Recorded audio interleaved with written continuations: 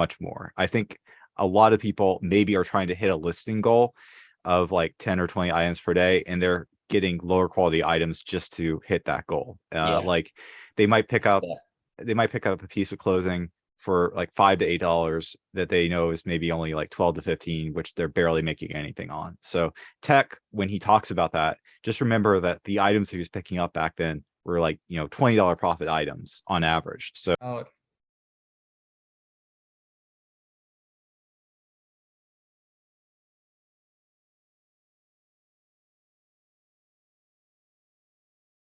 all right, here we go. We're here for interview number 2. Mariah isn't with me this time. She's actually upstairs working. And sorry if my video quality looks a little bit weird. I'm doing this on an entirely different computer. So you guys just got to bear with me on this one. Hopefully my voice sounds good enough that you guys can, listen and not be hating this. But today we're with Jack. Good friend of mine. I absolutely appreciate Jack. He opened my eyes to like the world of finance and helped put me on this path that I'm on now. And so he allowed me to come in here and do an interview with him. So we're about to do this, Jack. Let me mute this first, since we don't get notifications in the middle of the video. But Jack, just to start us off, let's do a little bit of credentials, so people can know who you are and why they should listen to you. So. Sure. So I started reselling. I've been doing it for a really long time on eBay, but I got serious about it around 2013, 2014 when I learned about Amazon. And at first I failed at that. I was mostly doing retail arbitrage, trying to learn about it.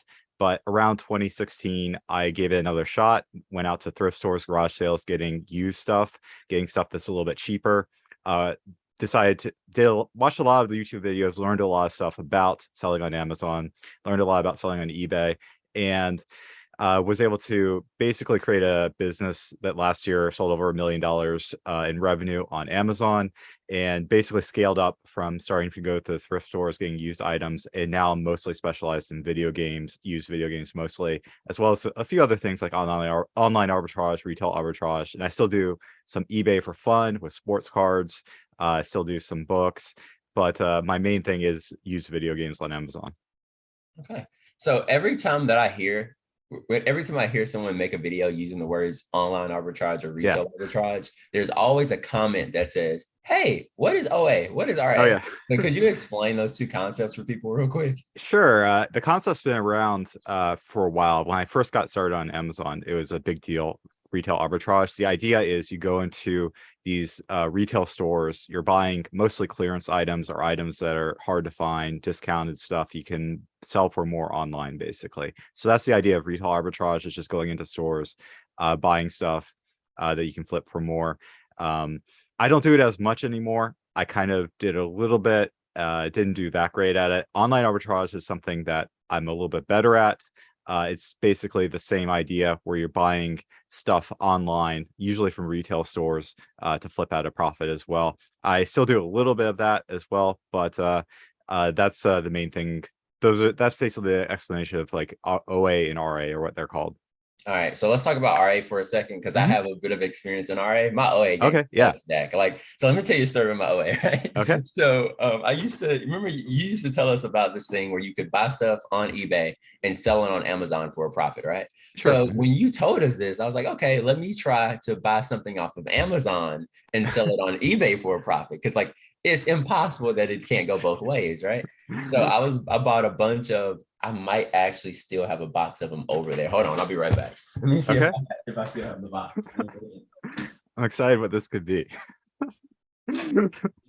So generally, like OA though is usually more considered, like if you buy from retail stores. I like buying from eBay is something you can do as well, or Amazon to flip on those platforms. But most people do mostly buy from the retail stores.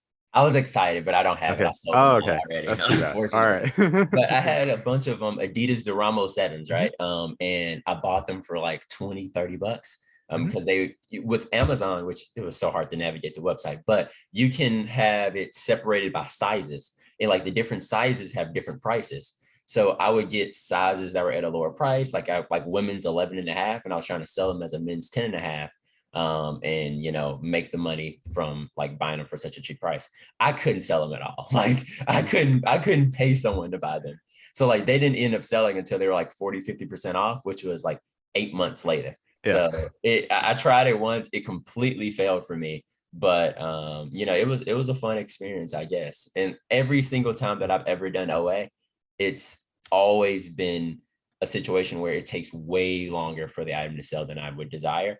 So the thing that made me realize a piece of why this happens is there was these Vans like Pride shoes, these Vans Pride kid shoes. Yep. And they're not kid shoes, they were adult, but I bought them and I was like, oh, this is a really cool deal. I got it from Kohl's. Hmm. And I asked the people in the shoe call, like, hey, like I'm struggling with selling these shoes. And they're like, oh, I have like 9 of those. And then someone Yeah. else was like, yeah, I got like 4 of those too. And I realized that like I'm not the only one that's buying this deal, right? There's Yeah. other resellers out there buying this deal too, which is what's making it so difficult for me to sell it. So in your case, how do you avoid running into that trap of like getting into the market too late and now you have to hold on to your item for 9 months? Yeah. So there's a saying in like retail and online arbitrage where you're either like the first to sell or the last one holding it. That's the way you kind of make your money. Basically, you're the first one with the goods available to you, first one to sell it, or you're holding on to everyone sells out, because the money made in the middle is like, that's usually when the market gets flooded with the items everyone see. So one of the problems with retail and online arbitrage is everyone can see the deals. So if there's a deal that comes up, a lot of people are going to be buying it. The price is usually going to tank down. So the ones that are usually going to be making the money are the ones who can get in and get sold the fastest, or the people who are willing to wait until everyone else sells out and the like everyone's cheap inventory is gone. So it can be really difficult. And over the years, retail and online arbitrage has gotten a lot more competitive. It There's a lot more information sharing, a lot more tools available to find this kind of stuff, a lot more groups that share this info. So it has got a lot harder over the years to do it. I really don't do it as much anymore. During Black Friday, since I'm really specialized in video games, I know it pretty well. That's the main time where I'll do some online arbitrage flipping, because I can buy video games for like $25 and then maybe flip it for $40 to $50 or so within a couple weeks. So that's the main way that I do it anymore. I do get a lot of my inventory sourced through online sources though, but like just doing it the traditional way, OA and RA can be fairly difficult to do these days. So what can you do to either be the first one in? Because out of the people that are listening to this, it's unlikely that they can just hold on to an item for 9 months for everyone else to sell out, right? Like Yeah. they need the money immediately. So what can you do if you go for an OA deal in order to ensure you're the first one to get yours sold? Well, I really like to take advantage of Q4 sales. For me, that's why I don't do it as much outside of Q4. There's usually less deals and there's less volume going on. During Q4, there's a lot more volume, people buying stuff. So you usually can turn the inventory a little bit quicker during that time. You kind of have an advantage. But I really don't consider myself an expert on OA and RA anymore, because it has become so competitive. It's not something I really recommend anymore that people do, especially just getting started. I really feel like what you're doing, the used shoes and used items from thrift stores and garage sales, is a much better model than doing RA and OA. And like I said, I did fail at first until I learned about garage sales and thrift stores. And I'm really more on the model of I'd rather buy something for like $5 and try to flip it for like 25 to $50. And you can make way more mistakes than buying something for 20 and then hoping the market like gives you 35 to 40 for it and the market stays up on it. So you can just make way more mistakes doing the used items. So I mostly recommend that to I feel people. like I learned a lot more as well when I've went through, like, because I work with so many used shoes. I've touched at this point thousands of shoes. Hmm. So like I have a much deeper level of knowledge than I would if I was just like looking at 11 of the same shoe. You know what I mean? Or like, because when you go to like a retail store, like all of the shoes are relatively the same. Like they're the most popular brands, and then like usually it won't even be the most popular models of that brand. It would just be like the most common models of that brand. So like it seems like your knowledge can be limited when you're only looking at like RA deals, especially if you're in the clearance section as well. But like yeah, like I can totally see how the like you side of the game could be better, and it's a lot more profitable. But one more thing about RA before we leave the Yeah. subject and talk Hmm. about how to get into Amazon.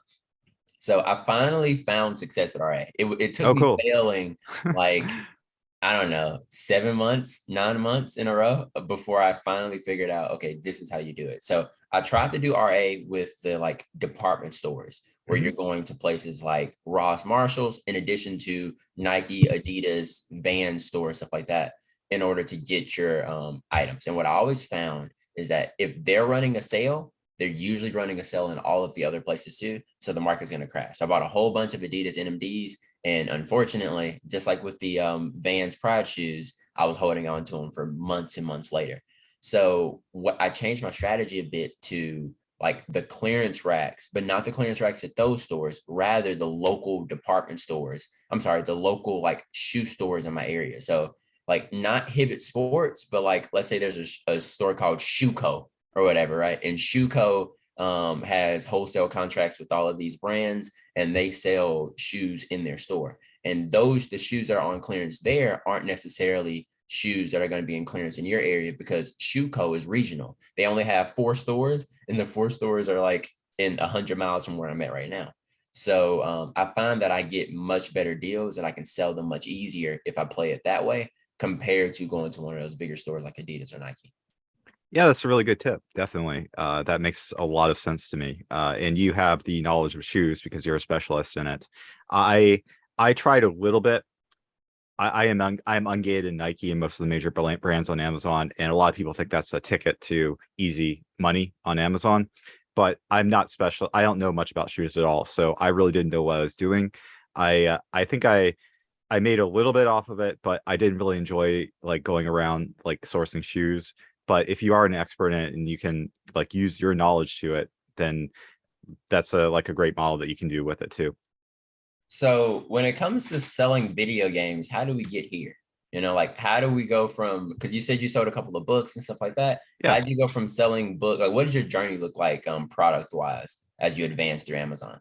Well, starting in 2016, uh, that's when I learned you could go to garage sales and thrift stores. And I was basically picking up anything I could find that I could flip for more money on Amazon or eBay. Uh, what I found was that first of all, I don't do any clothing. I never sold any clothing or any shoes or anything like that. I know there's a lot of people who love that kind of stuff, but I hate clothing. I don't enjoy it at all. And 80% of thrift stores is clothing. So Mhm. by not doing that, you really lock yourself out of a lot of stuff. So you have to like figure out what else you can do there. And what I found out, my thing was books, because every thrift store has a huge book section. So they like clothing, there's always going to be an abundance of books there. So if you know what you're looking for and you learn about how to find books, profitable books you can sell, that was something I could always guarantee that I could go in a thrift store and pick up, $100 worth of books, and then also pick up some video games, some board games, other stuff as well.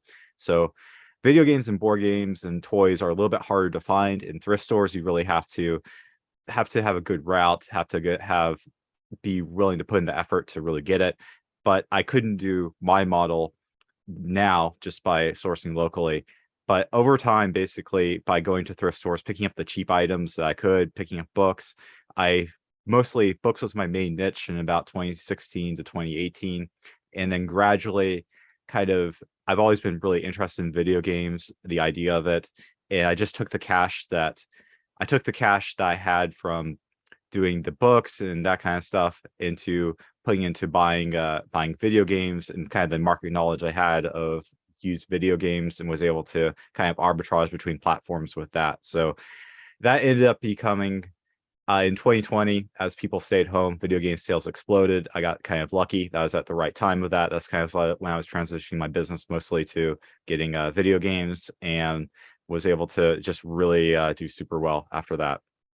So are you telling me that you made all your money like selling Twilight in the Notebook and stuff? Like Well, is this what this looks like? How do that you, that's because where that's where you get started with it. Like I didn't really have any money getting started. So like, I would go to thrift store, spend a couple $100, and then flip that for, 5 times what I bought it for. So that's how you get started with it. Start building up capital is by like going to these stores, getting the items.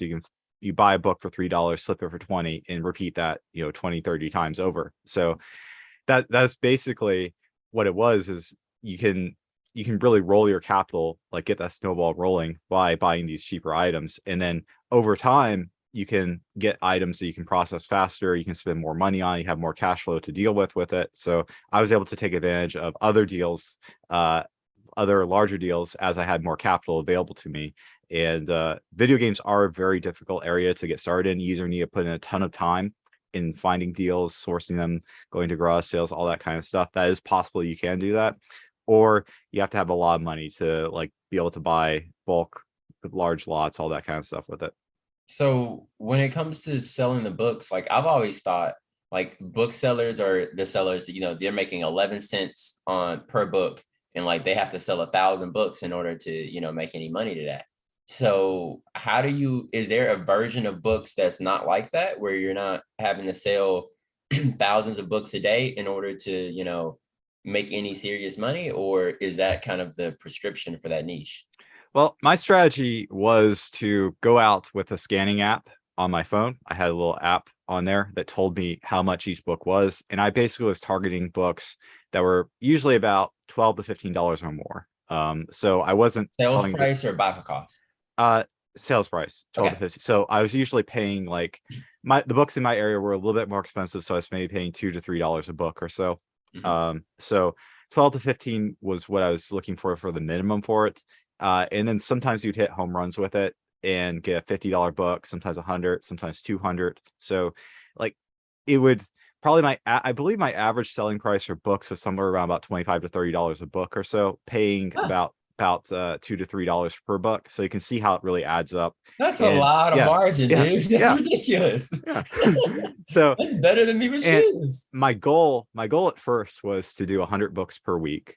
And eventually I think I was up to about 200 books per week. And I was also finding, along with the books are kind of like the bread and butter, the stuff I could rely on. I knew that every thrift store had books I could pick up, but I was also picking up board games, puzzles, sealed stuff, video games along the way as well. So those are kind of like the bonus things. I was going there to pick up the books, were kind of like the guaranteed income from it. And then I was also getting the home runs with the sealed stuff as well. So if you're making like 17, $18 profit per book, because I'm guessing that's where you'd be around it. I Yeah. I think after fees, I don't know exactly. It's been a while since I've looked at, maybe about uh 10 to 12 or so after all fees and everything, Okay. something around that range. So if you're making that much though, like what made you switch over to video games? Like why not just continue doing books the whole time? Well, there are ways you can scale up books. There's people who do bulk buys of books, which works out. I decided not to go that model because it requires a warehouse, it requires a lot of effort. Like you're processing a lot of stuff. I like the model where I was just going to thrift stores, buying the stuff I could flip for more money on there. Mhm. And so I didn't really feel comfortable scaling up in books. I just kind of switched over to video games because I could get similar margins in video games as well. And it was just something I enjoyed a lot more than dealing with books. So they're a lot lighter weight. They're a lot easier to manage. So it was just I just had a preference to switch over to that. But there are a lot of people who do the bulk book model as well. So when it comes to video games, I know that like people, like you said earlier, you've crossed the 7-figure mark in sales Hmm. on Amazon Yeah. selling video games. Like, but what you didn't mention is that you're not a person with a team of 8 people Yeah. who's done 7 figures in sales. Like most people to get to 6 figures or like deeper into the 6 figures mark, they have at least one employee or several employees, VAs, all that other stuff. But you've managed to do 7 figures in sales solo. Yeah. So like what's the mechanisms that go into you being able to reach that like insane number of sales doing it by yourself? Well, I like it. It's very chill. I like my free time. I like to play video games occasionally if I want to. I want Occasionally. to. I want to. I'm very protective of my free time. Um, I've been super lucky and successful to kind of fall into this niche with it, and it is something, because Amazon allows you to ship it into their warehouses, is something that I might sell 100 video games per day, and I would not be able to ship those out individually on my own. But because with Amazon, I can just ship a box into their warehouse basically whenever I want to. I can create my schedule is much more open for doing stuff. So I know with eBay, when you have a large eBay store, you're basically forced to ship every day. But I can just take, if I really wanted to, I could take a couple months off and it really wouldn't have a huge impact on my business. My sales might slow down a little bit from not replenishing inventory, but I have the freedom to actually stop because Amazon's the one fulfilling my orders for me. So there's really not much I have to do like day to day with it, which is one of the big, Besides list like 200 games a day. Like that's another thing that like you're just glossing over, but not that many people list as much as you do. So like, what does your schedule look like, Jack? Because I also know that like there are times where you might play a video game for 8 hours in a day, right? Like you're the only seven-figure seller I know that can also play video games for 8 hours a day. So like, well, how does this work? I try not to do that too much, but summer is the slow season for video games. So Yeah. I've been taking a little bit of time off. I actually traveled last week for a convention. Um, I do play video games occasionally as well as kind of a hobby of mine. I don't know if I don't have as many like 8 hour a day super long sessions anymore though. Yeah. So but it is something I enjoy doing. I like the freedom of doing it. This summer I actually took a little break from listing for a couple weeks because summer is really slow for video games, and to kind of gear up for Q4, which is just coming up. I'll probably start listing really hard again in October or so.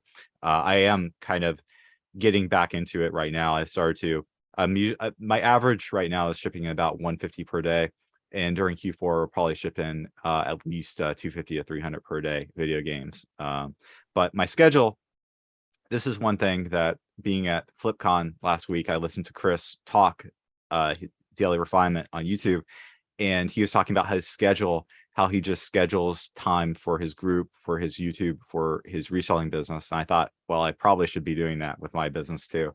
So I've been trying to do about 8 a.m. to 1 p.m. just focus solely on Amazon, and then just have the rest of the day free to work on eBay, YouTube, other projects, play games, whatever as well. So I've been trying to implement that in like a schedule for me as well. So it's been working pretty well. I've been doing it for a couple days now. I'll probably keep it up with it. So I wish I'd done it a little bit sooner. Totally. Um,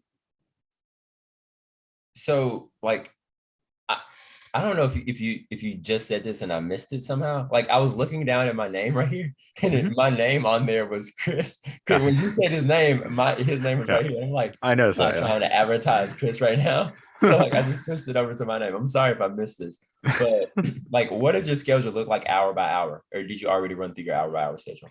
uh, what I'm trying to do right now Mhm, is I've been trying to wake up about 7 a.m. or mhm, so. Then get started about 8 a.m. Listing. And I'm generally during that time period, 8 a.m. to 1 p.m., trying to focus on creating Amazon shipments. Usually I can get at least 3 shipments done, which is about 150 video games for me processed during that time period. During the rest of the day, I had blocked out my schedule just recently. It didn't work that well because I don't have great processes yet for YouTube and eBay. So yeah. I need to work on my processes a little bit more on that. But basically after 1 p.m., after Amazon's done, then I've been kind of working on doing some YouTube content for a channel I just started up, making YouTube videos on, as well as do some eBay, which is more of a side project for me, as well as kind of just look at stuff like other deals, do some sourcing.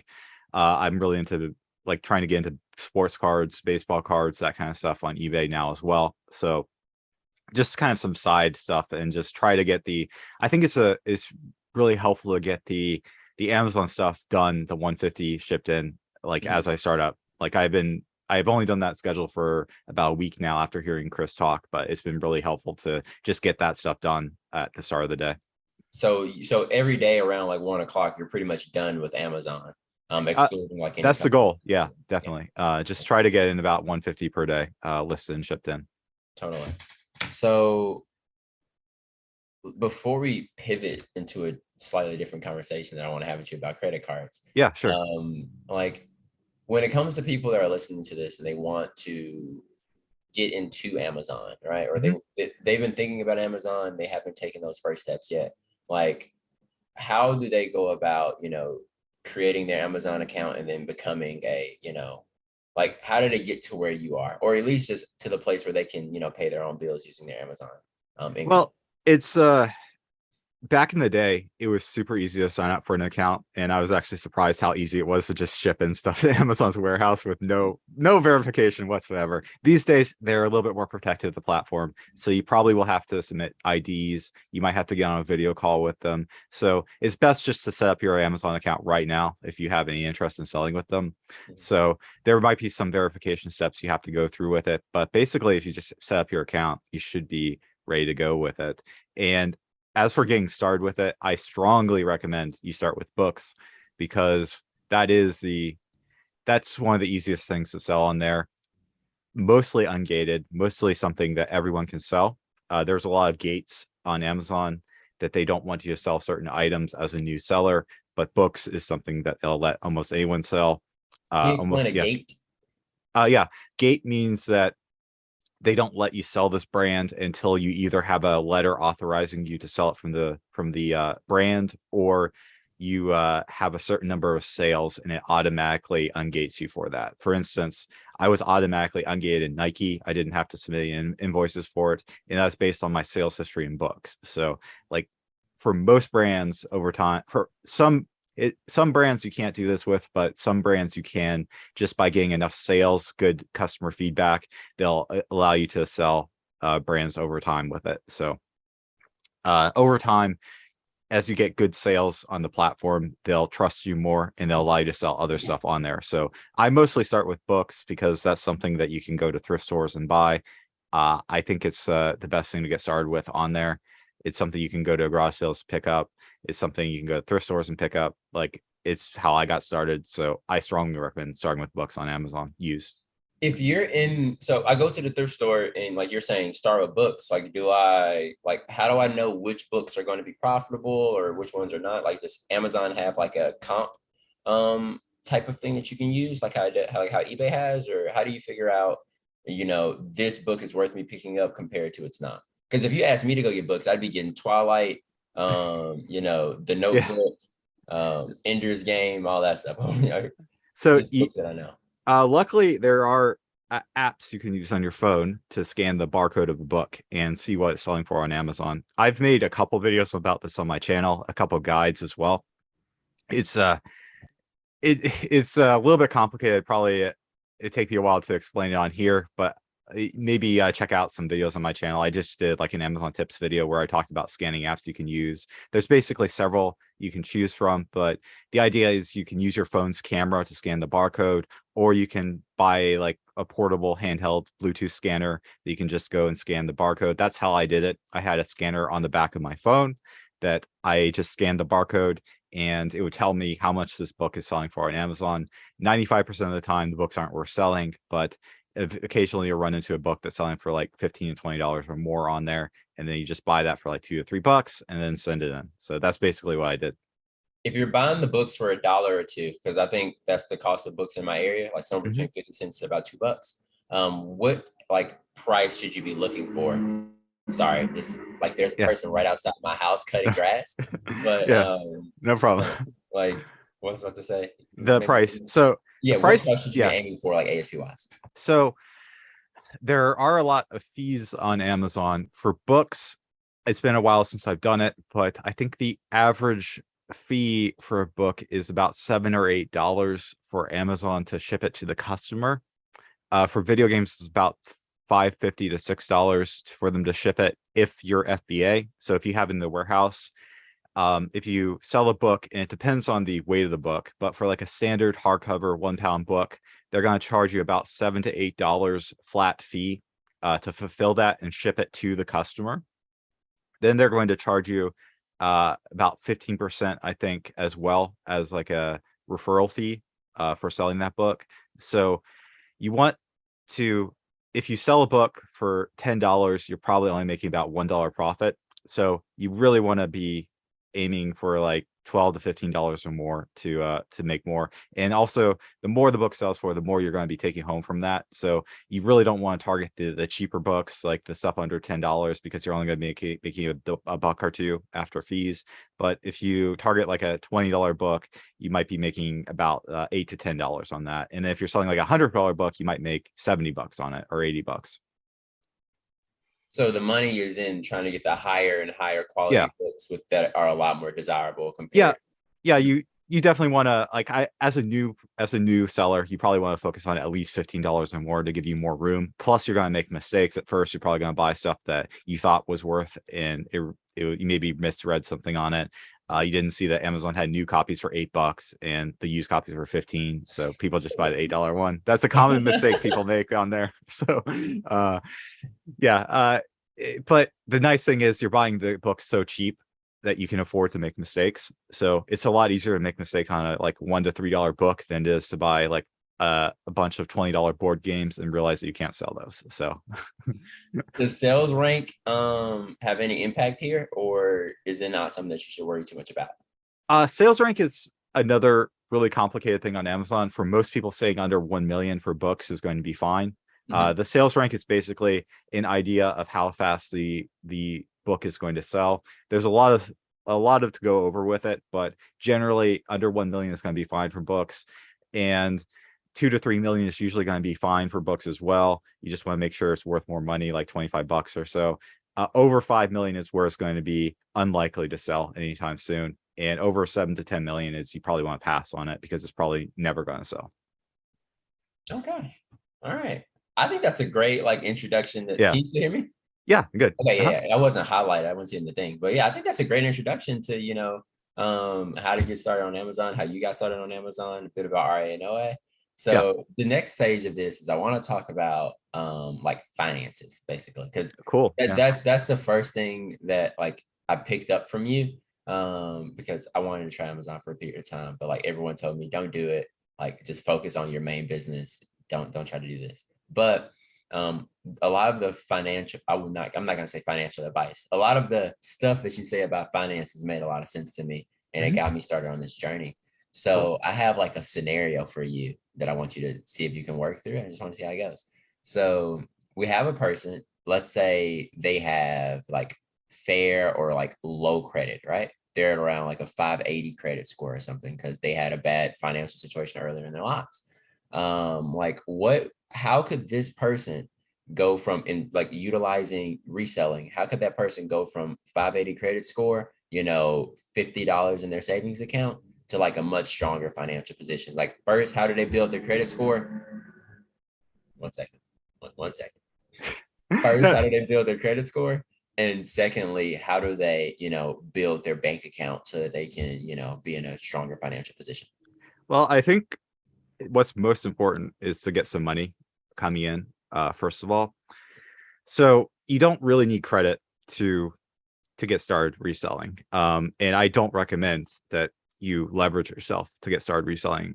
Like I said in this interview, I got started with the cheap stuff. I built up that capital. If I'd been given a loan of like $10,000 to $20,000 and said like go out and buy some video games or retail arbitrage, I probably would have been unprofitable because I wouldn't know how to spend that money effectively on the platform. I would have made mistakes. So it's a great way.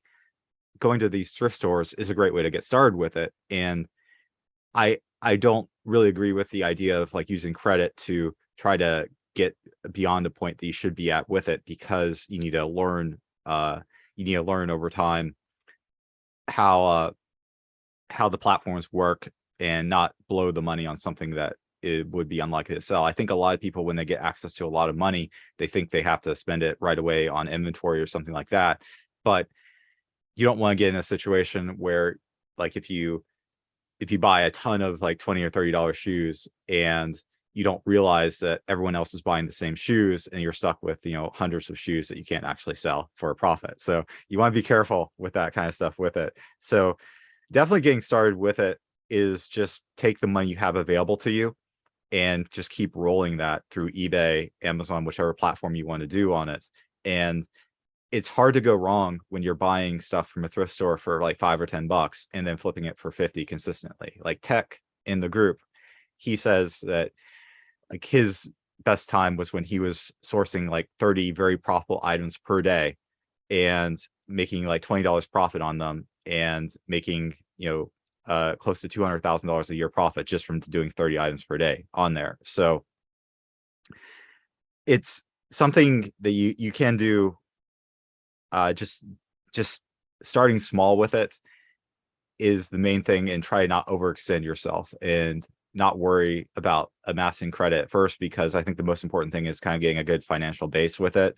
Of You're going to be able to build up the cash pretty easily if you are consistent with it and like sourcing good items and sourcing stuff cheap enough from it. And that's kind of how I got started with it, is just sourcing really cheap items. And then later on, I was able to scale up to it. So that's the main thing I would say, first of all, with it. As far as actually getting credit cards, um, as far as actually getting credit cards, you you Isaiah dropped out for just a moment there, but I think he's back. So it's been a while since I started up a credit card. So I was lucky that I've always been passionate about credit card churning, credit cards. So I did have good credit going into it, even though I was in like I didn't have a ton of money. I did have credit available to me getting started with it. So it's been a while since I've actually done it. I think there are some good YouTube videos out there for people starting with lower credit to try to build their credit. I know people recommend the Discover It card for people with low credit or no credit, getting started with it. But over time, you can kind of just build up. You can just kind of build up over time your credit with it. What do you think about that, Isaiah? I know you just got back. Yeah, I got disconnected for a I second. just kind of Recording while I was gone, or did it? I think we're still good. Yeah. Yeah, I know we're going now, but was Yeah. it? Yes, it Or was. it? Yeah, I think we're still recording. Yeah. all right. So I'm glad that you mentioned like not using credit to get started. Like I feel that, how to explain this? I want to explain this appropriately without like sounding like a jerk. I think that people should only buy in their weight class. And Yeah, that makes perfect sense. Yeah. it's very easy to not buy in your weight. Like for example, if you're used to spending $1,200 a week, then you shouldn't be buying deals that are more than that amount, because like you might think, oh, I know how to spend $1,200, so I know that means I know how to spend $5,000, and that's not true. It doesn't work out that way, because you end up spending $5,000 on just stuff to spend the money on, and you're not making as intelligent decisions. So you end up in a position where, like you just said, you buy a whole bunch of $20 shoes. You didn't take into account this one thing. And now you're holding on to those shoes for 9 months. Yeah. Or something with video games, clothes, whatever it is. That exact situation happened to me where I was trying to give up some like, what's it called? Ownership of my company. Oh, yeah. For like $9,000, $10,000. And I was going to use that $10,000 to go to the Adidas outlet and buy all of their shoes. Because I was in my head, I was thinking, well, right now, like the malls aren't getting as much foot traffic due to the pandemic. So this must be a special deal that they're doing, this 50% off deal at across the whole store. They must be doing a special deal right now because they're not, making enough money due to foot traffic. And a lot of stores here are doing these 50% off deals. Turns out Adidas does a 50% off deal right before Q4 every year. So like in my head, I thought it was, oh, it must be the pandemic. But in reality, this is status quo. This is what they always do. So if I would have spent that $10,000, by the way, I did the deal with like $200, $300. And like I told you, I didn't sell those shoes for 8 months. So if I would have did the deal for $10,000 that I would have had to pay back in 3 months, I would have been out of business.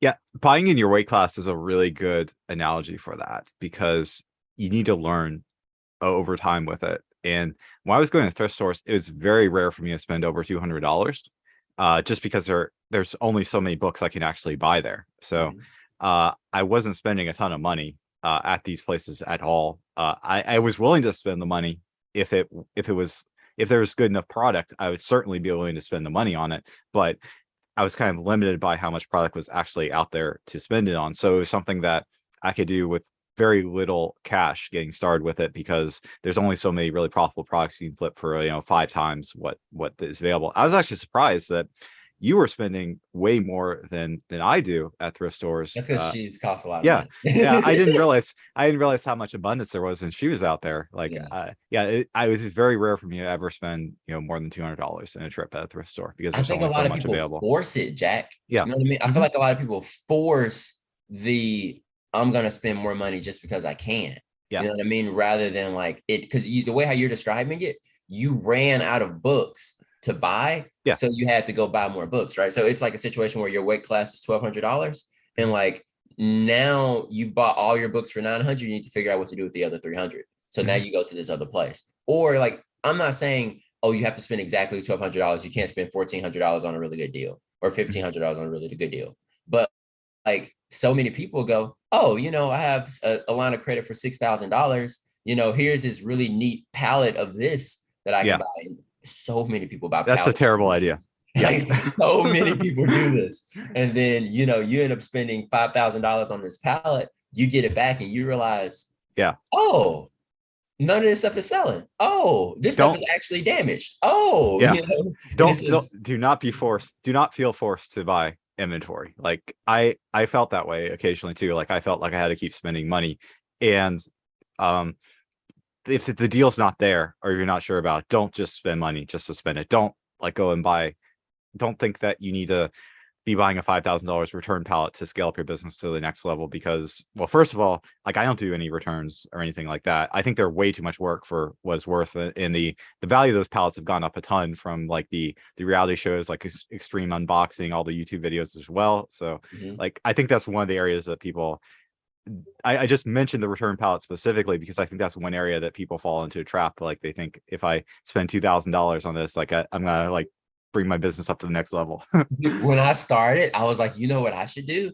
I should go get one of those. How Lindy Glenn was talking about wholesale ninjas, Yeah. and Yeah. they were doing those health and beauty palettes. I was like, I should totally go get Yeah. one of these health and beauty palettes. They're only like $600. Like, why not? And And again, like $600 doesn't sound like a whole bunch of money, right? But yeah. at that point in time, my weight class was $50. Yeah. And So also like, maybe that made bit sense in 2019 and before, but I know there's way less money in that stuff these days. It's not yeah, something I get involved in at all. Like exactly. yeah. So it's just, I don't know. You have to be intelligent with your cash flow. And I think Yeah. that our business, like its nature can force you to be unprofitable. I had no intention to talk about this today, but like I've been thinking about this concept a lot and let's run it through you, Jack. Cool. So first off, like when I started this business, I didn't believe in profit, right? Like apparently, my thought process was if I ever had any emergencies, the business just needs to produce enough cash flow, and then I would be able to just pull the cash flow out of the business and put it into whatever the emergency is. So like I never had savings, like never. This whole time I've been doing this for almost 2 years, never had savings, and like my thought process was I just need to continue flipping the money over and over again until I reach this point where the money had no job, is what I like to call it. Where it's like I have like plus $400 that I did have to spend on inventory. This is just $400 that I have. But the problem is with our business, at least, you can convince yourself to spend money on stuff that you don't need to be spending money on. Like I could have 400 extra dollars, and instead of throwing it in my savings account, instead I would go, well, let's go to Marshall's and pick up some new shoes for $30 a pair. Like, of course, I'd be able to flip those and make money. Or like, let's go to the Nike outlet and see if they have any really cool deals. So instead of saving that $400 and then putting yourself in a stronger financial position, I would always end up spending it on something else, which is technically making me unprofitable, even though like there was profit at the end of the day. I just spent it all on more inventory. Yeah. So the the best investment for most people is going to be in their business, but you don't want to spend money if just to spend the money on your business. So like the best investment I can get is putting more money into my business, but at some point you're going to run out of profitable inventory and you're going to take less profitable stuff just to try to spend that money. So you don't want to get to that point where you're just spending money just to spend money on your business. So like I was fortunate enough to continue to grow my business, and like I have enough money available to buy all the stuff I want to buy right now. I'm comfortable with how I am with it. I don't need like extra cash to like put into it. Um, I can pretty much buy all the deals that I want to now. And that's from over time, just like slowly scaling it up, like rolling the cash into it and being intelligent with what I'm buying in it. And so that allows you to start to put money into other investments if you want to do real estate or stocks or something like that as well on the side. So that's like, but definitely your best return is going to be putting on money in business, but you don't want to force it because like I think from you sometimes you've tried to force it a little bit as you've Yeah. learned like you bought some stuff you probably shouldn't have bought that Yeah. were Mhm. Yeah, I have I mean, $1,100 of hats over there yeah, in the corner. those are still there. Yeah, they're still over there. They're still in the corner, just chilling. You know what I mean? Like I've had Yeah. so many circumstances where I've just spent money And the unnecessarily. problem is like you were probably trying to turn that money over quickly with that, and you don't know hats that well. You know it a little Exactly. bit. You know a little bit. It seemed like a good deal. You know enough to think it's a good deal on that, but Yeah. it would take way more time to process them. There's And always a thing when you don't have the experience Mhm. that like you didn't think of. And in this case, it was I didn't think to ask, do these have a smoke smell or not? And because I Mhm. didn't ask that one Oh. question and didn't get the answer of yes or no to that question, Mhm. like it put me in a negative situation. Because when I asked her after I got the hat, she told me, yeah, they had a smoke smell. You should have just asked me. And I never thought to ask that because I've only done this much Facebook marketplace purchasing. But Mhm. like the people who've done 700 Facebook marketplace purchases, they already know like, oh, let me ask this person beforehand. Because if this has a smoke smell, I'm not paying $1,100 for these hats. Yeah, You know? and you can scale up over time with it too. Yeah, Like you could buy a $50 or $100 lot of hats would probably be the best way to go about it. Getting started, exactly. and then maybe that hat lot would have had a smoke smell, and you would have lost less on that as well. Exactly. So You know, it's just over time, you get better at it. So you get more comfortable buying lots like that. And yeah, yeah, you get to 14 hat lot and you go, oh man, these all have a smoke smell. I just lost $70. And you go, yeah, okay, you know, it's cool, whatever. But when you do that with thousands of dollars, it's not, it hurts a lot more. And you yeah. learn your lesson and you just pull out entirely, you know. So you never even get, so because of that deal, I never made it to level 3 hat seller, level 4 hat seller. You know what I mean? Because that deal burned me on hats. And I said, I put my hands up in the air and said, no, I'm just gonna do shoes now. You know Yeah, what I mean? yeah. But and if the same thing would have happened in shoes like early on, then I would never hit level 6, level 7 shoe seller. I just am like, nah, I'm good. I don't want to do that anymore. So like for you, how do you ensure let's go back. Let's go back to Mhm. profitability. Like I didn't understand that like truly being profitable is the last line on your taxes, right? Like there is an idea of profit that we always talk about where we go, oh, you know, you made this much, like you made $7.10 profit on this item, right? But like if you take that $7.10 and go put it in another item, now you've made $0 profit on that item. Like at the end, at the bottom line, there's no profit on that anymore because you spent it on that thing. Now, hopefully you can turn that item into more inventory. But like when you looked at my bottom line of my taxes last year, it said that I made $25,100 or whatever, right? Exactly the amount you needed for the standard deduction.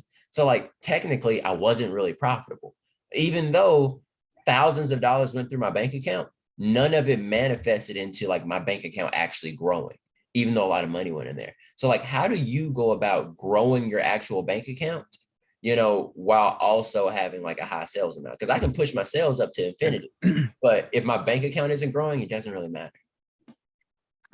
So you haven't done this super long right Yeah. now. So it takes a couple years to really get the snowball rolling on it. And like I I was trying to put money back into my business, but I was also trying to save up money at the same time with it. So that's why I basically from 2016 getting started with it, I still went out to thrift stores and garage sales up until 2020. Just because I knew there were so many opportunities to flip that cash and to keep getting more stuff with it.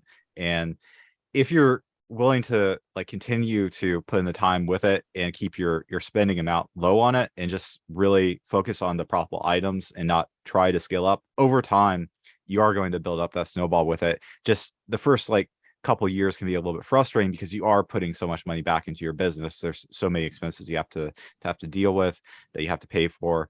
But at some point you're going to get to the point where you can't buy enough inventory and you're going to have excess cash available to you probably after about 2 or 3 years of I doing, wanted yeah. to get there though, Jack. I Hmm. wanted to get there so badly, but my method of getting there was being broke until I got there. Hmm. And I know people who never get there. I know people who've been doing this for like, years and they didn't get there. Like they're still unprofitable. So like how and it's not like they're unprofitable and they're making $100,000 in sales. Like they're deep in the six figures, but they're still unprofitable because like their focus is just flipping inventory as fast as possible. And there's not actually any like money going into the bank account. So like how do you make my theory on this is like the only way to make sure money is going into your bank account is to put it there. Like you have to be intentional about putting money in your savings account. Otherwise money will never go there. So like how did you do that? Because you're saying you were saving that whole time.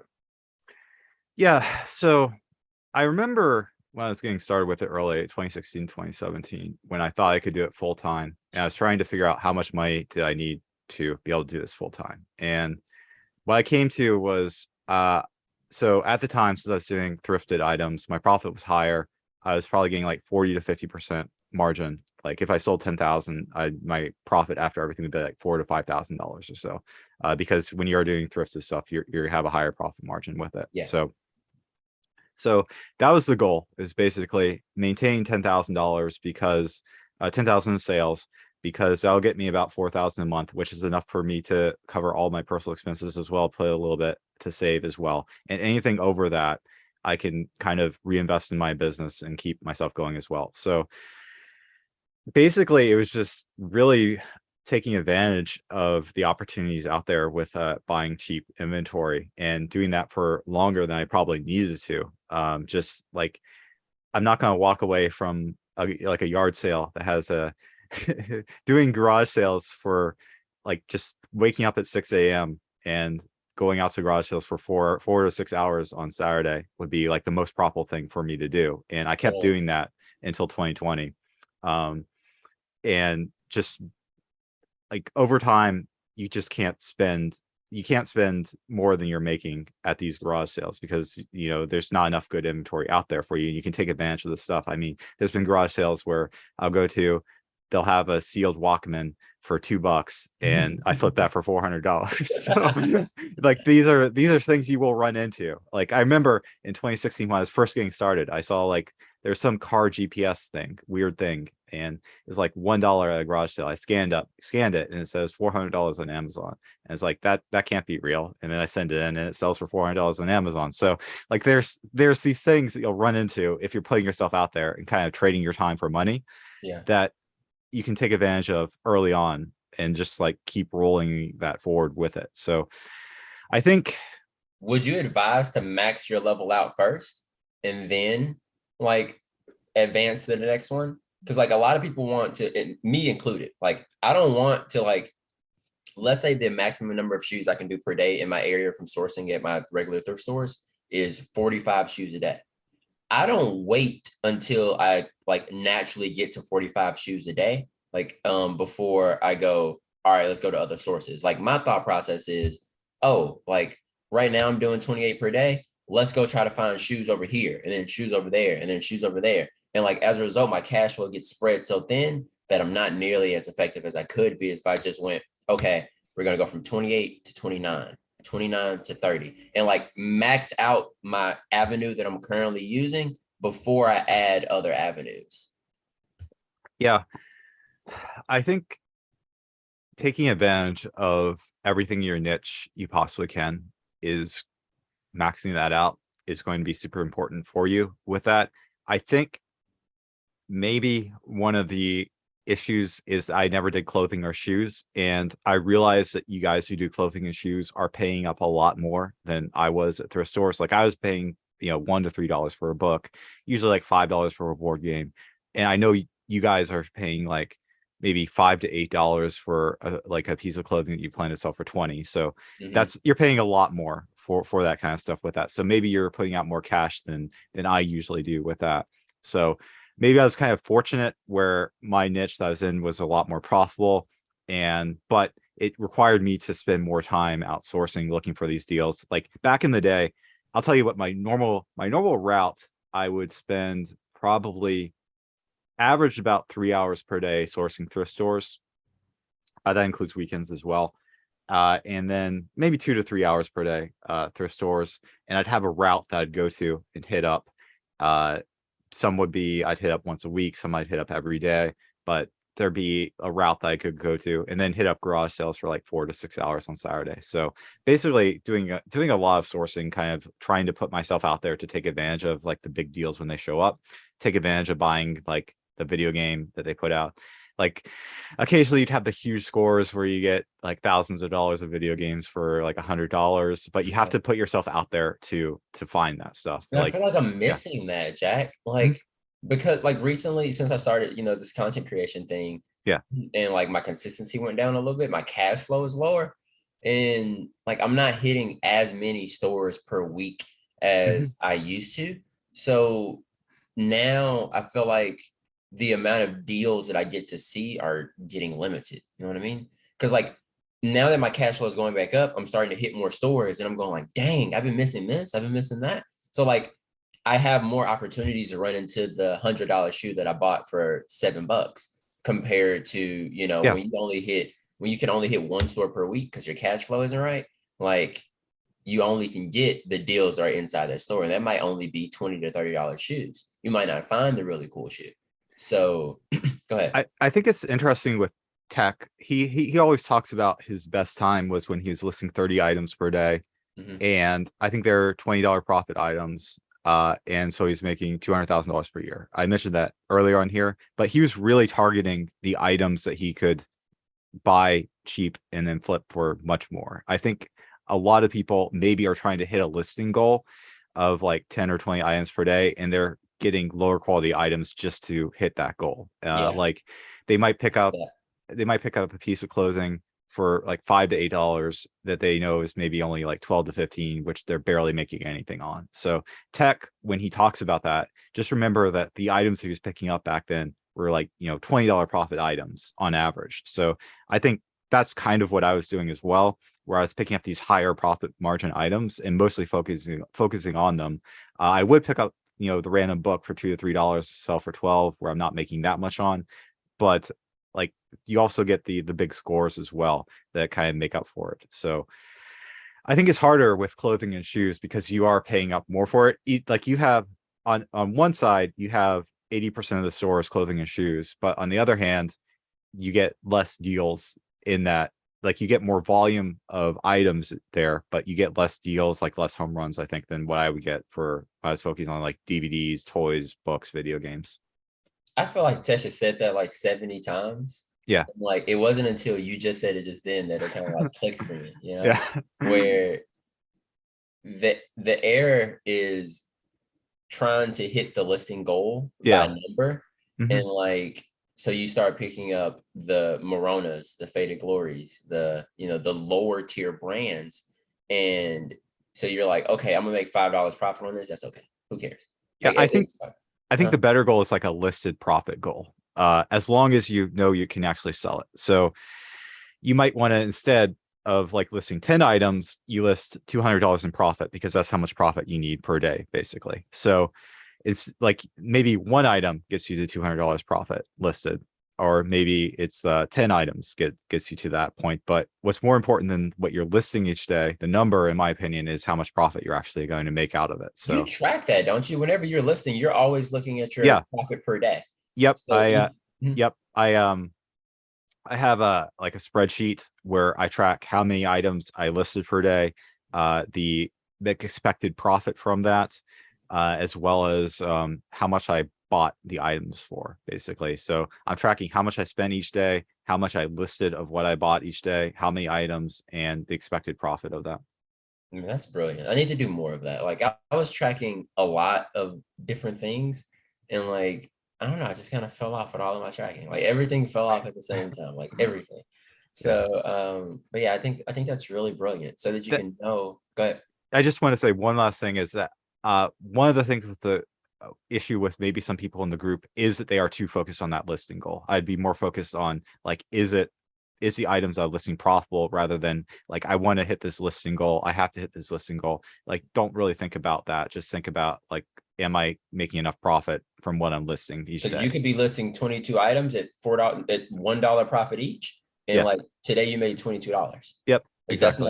Yeah. that's not the move. That's not Or the you could game get, or report. you could get one item listed that's $200 profit. So Yeah. yeah. So like we I think that's very brilliant. Like here's the thing though. A lot of people tell me like when I think about my profit per hour, it scares me. It makes me nervous. So I don't like to look at that number. I just try to focus on, just doing the steps rather than like that outcome. You also don't want to just create work for yourself. I think some people maybe just like think if they hit their listing goal, daily listing goal, then they're doing what they should be. Like, you want to focus on the numbers with it, and like, don't just try to list 10 items because you're supposed to list 10 items per day. Make sure they're actually profitable. There's stuff that's people actually want to buy, that people would actually pay for, and it's actually worth your time to list it. So there's lots of items that it just isn't worth my time anymore to list it. And like, they usually just get thrown out pretty much because it's just not worth the time for me to do it.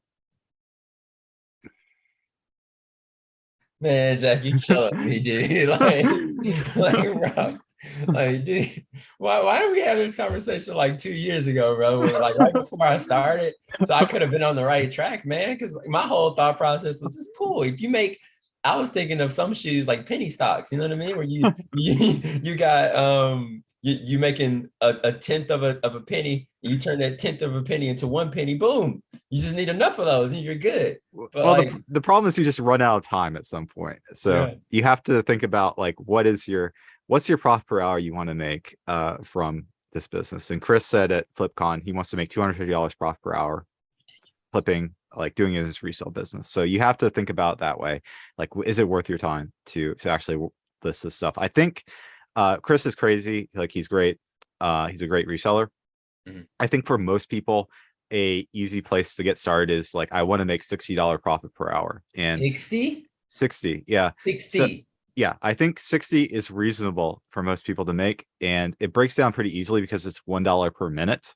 So if you can just think about that, like what you can do to make $1 per minute with it, and really think about, is it worth your time to do all the sourcing, all that kind of stuff? That's a good place to think about. And the reason why I say 60 getting started is because this business is a lot harder than just working a regular job. Like, it's a lot harder for people to do 8 hours of work in the resale business working for themselves than it is working for someone else. Because working for someone else, you can take breaks, you can like, you don't like doing it for yourself, unfortunately, is harder for people to do than working for someone else and being Exactly. told what to do. So Mhm. the reason why I say 60 is probably most people don't work a full 8 hours at this getting started. Or they're checking their phone, they're doing stuff that's not like a full productive. And at least getting started with it, you're going to be taxed higher than other stuff. You're going to be like, you're going to be responsible for self-employment tax. So you're going to be responsible for some other stuff, and you're not guaranteed the income like you would be working. So you have to, like, I don't feel if you're making 20 to 25 per hour is enough doing this, because you'd rather just, it'd be better just to go out and get a job at that point for the stability of that and paying less taxes and all that. So That's 60 is, I think, a good number to get that's started with it. interesting, especially when you say like we're not always working 8 hours. So maybe you're Yeah. working like if you work 60 times 5 hours, it's $300. Like that's cool. That's Mhm. manageable, you know? Yeah. So that's actually pretty brilliant. I like that. So, like now that I think about it a little bit more, like that makes a lot of sense. So let's say you're at last time I ran my numbers on my profit per hour, I was at like $42 profit per hour, right? Yeah, that's pretty good. So like for someone who's at 15, 18, whatever, like can they advance up closer to that $60 profit per hour where they're making $1 per minute? I think you have to really source better stuff. Like I was saying, I think that too many people are focused on, like, they want to create work for themselves, so they're willing to pick up the $5 like thing that they know is only going to sell for like 12 or so, which doesn't leave Yeah. them much money. So they want to hit this arbitrary listing goal, which is it's great that the group does the listing goal and stuff, but you want to make sure you're not just, you want to pick up quality items, not just pick out items just to create work for yourself and just Mhm. like create, like, there is the eBay algorithm, but you want to be feeding them the good stuff. You don't want to just list stuff just for the sake of listing stuff. Which in what you're saying is not, oh, listing goals don't matter. You list one today, list 10 tomorrow, list 4 the next day. You're not saying that. It sounds like what you're saying is you would rather people, and you said this to me before, actually, you'd rather, instead of listing 30 items that are going to get you $2, $3, $5 profit per item, or like might not sell at all, you'd rather people list 5 really, really good items every single day. Yeah, definitely. Yeah.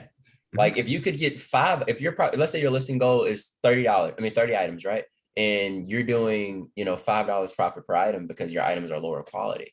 Like, see if it's possible for you. And of course, like you're not going to be able to wake up tomorrow and do this, but like, what if you picked up 5 items and made the same amount of money? Like, how much better does your life look? And that happened to me back when I was listing 35 a day. When I dropped down at the top of the year to 17 items per day, like I was making the exact same amount of money selling 17 items as I was doing 34. And it was half the work. I did half the work, but made the same amount of money. And my profit margins were higher doing the 17 than it was compared to the 35. So like, yeah, I have a lot of respect for that. I completely understand that. I think to kind of answer it, I think this is going to sound stupid, but it's just source better stuff. I think a lot of people just get caught up in like, I have to buy this to hit my listing goal, or I have like, this is what I have available. But I would really think about trying to put in the time to become more proficient at sourcing and learning more brands in your niche and stuff you can sell for more, and maybe trying to find some better places you can go to source inventory. Like I didn't like to drive around a ton, like, but occasionally I would take trips to like some thrift stores in another state that's like 2 hours away, and just clean up their store like once every 2 weeks or so. And maybe it just looking for other alternative sources that you can look at. I know that tech loves flea markets. I never did flea markets, but like I wish I'd done that after talking to them and seeing how profitable it is with it, and just trying to kind of integrate other stuff into your, maybe you rely too much on your local thrift store, and there's some other places that you could go to that might have better opportunities for you. Like I was always trying to try to find new places I could go to get inventory as well. Man, Jack, you're on a roll today, bro. Like I don't talk to you enough, clearly, dude. Like we need to do a podcast or something. Like, this is great. Yeah. Man. I love like it. I said, these interviews, like they go so fast. Yeah. Like when you're just talking about this kind of stuff, like I knew that we were just talk forever about this. We could just talk forever about this kind of stuff. So man, what was I about to say, Jack? I'm just thinking, man. Dude. Feels like this whole time, man, I was just doing it wrong. And now that I'm at work, like, here's one thing. I was looking at the inventory that I had my wife sourcing, like when she first started reselling, which was at the beginning of last year. And like, I'm looking at this stuff and I'm like, honey, I'm so sorry. I deeply apologize. I remember when you did books, like at my, I was what was the book that the beach house? Yeah, remember me picking up the beach house? I didn't like, it's hard for me to give like negative feedback to people, but when I saw those books you picked up, I was like, okay, I guess you know something I don't. Like these are books I never pick up. It's like, oh, that's what I was gonna say. Like, guys, there is an abundance of if you live in the United States, there is an abundance of inventory. Every person that I know that is like more experienced at this game, none of them have issues sourcing items, right? Like would you say, and you sell video games, right? So like, if there's a limit on anything, it'd be video games compared to like shoes or clothes, right?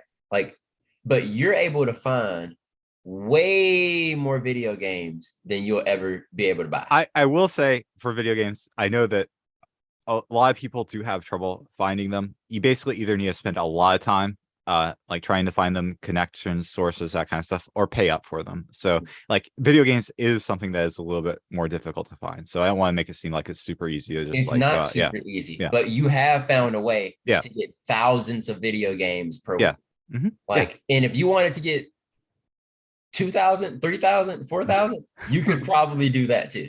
yeah. So like, there's not a limit to the amount of stuff you can get. Like, of course there is theoretically, but like, there's not a limit to that stuff. So I think you have to put in more work on that front end in order to ensure the back end of the business. And this isn't including like people who just like don't feel like working. Like if you don't feel like working, you don't want to like take the photos and list the stuff, that's different, right? Like we're not talking about those people right now. We're talking about people who are hitting their listing goal consistently, even if it's not every like consistently, but they're still not making the amount of money they need. Most likely it's the input. You're not putting in quality enough items in order to ensure that you're making the amount of money that you want. Also, one more thing on that, from our group, some of the people who like some people like do say they're confused or they're not sure why they're not finding success in it. I think unfortunately a lot of people see the clothing model as something very easy to do and they kind of gravitate towards that. They see like Tech and Chris who kill it in clothing, and like that was not something ever I even consider doing is clothing. It's not, I don't have any interest in it. I don't like it. If you like clothing, that's cool to do that. But I think some people maybe just drop into that niche because they see Chris and Tech killing it. And there's a lot of other things out there other than clothing. So that's why I do shoes. yeah. Like I think like shoes suck. Don't get me wrong. They're an awful category to be in. And I wouldn't advise other people to go into shoes. However, I love the several barriers to entry that shoes have. Like to sell you shoes, you need to be willing to clean all the shoes. It's going to be difficult for you to find them. You're going to have a higher buy cost, most likely. You're never going to have a situation where they're giving you shoes for $1. Like that just doesn't happen. Like, of course, there's someone that says, "Oh, I bought 30 pairs of shoes yesterday for $1 each." Like, cool, whatever. Like, but like when we're talking like higher end shoes, it's very rare for you to be getting them for a very cheap price. So I think it's a much, much more difficult game to play than like some of the other games. And I like that. I like the barriers of entry to the category. So, which is why I'm staying in it. And I've learned way too much about shoes at this point to be spending, time learning another category. I can just learn more about shoes. There's more to learn, plenty more to learn. So, man, I forgot what I was going to say, but yeah, I don't even know why I just said Well, that. becoming an expert in your category is great because you make the sources, the connections to the sources of inventory. You learn more about it. I became an expert basically in video games and somewhat in books as well. So you just get more opportunities the more time you put into this. You get more competitive advantages the more time you put into it. You'll get better at it. You'll learn a lot more. You'll become an expert in it, and your profits will go up the more you learn about it because you can take advantage of stuff people don't know about. So like if you want to become an expert in clothing, that's great. But if you don't think you want to be an expert in clothing, maybe you should look into something else. You have to be an expert to be successful in it. Well, just like you Sure. said, if 80% of the store is clothing, then like if you're not an expert, 80% of the store is clothing, 90% of that stuff is trash. So like if you don't know how to differentiate between the trash and the good stuff, you're going to lose money. A perfect example is Levi's, dude. Like I thought that every pair of Levi's was worth $20, $30. That's not true. That's not true. They sell Levi's at Walmart for $24 brand new. So that means those Levi's, when you find them in the store, and those are going to be the most common Levi's you find, they're going to be worth $10. But if you pay $7 for them, you just lost money. Yeah, and I have no idea about that because I never did clothing, so like I wouldn't even know what to do. Like the possibilities are ridiculous in this business. Like over the was it yesterday? No, today's Friday. So like Wednesday, like we learned something interesting. I'm not gonna say who we learned it from, but like there's a guy who is buying $50 worth of stuff and making $1,800 profit from buying $50 a week of stuff. And I'm like, what? Dude, you hold on. You're putting like $1,500-$1,600 in your bank account like per week because your inventory costs $100. And it's not like this dude's selling postcards or something. Like he's selling a desirable niche. He's just so good at it at this point. He knows how to get the inventory that he's getting quality stuff for $50. Like the opportunities here are ridiculous. You just got to be willing to work for them.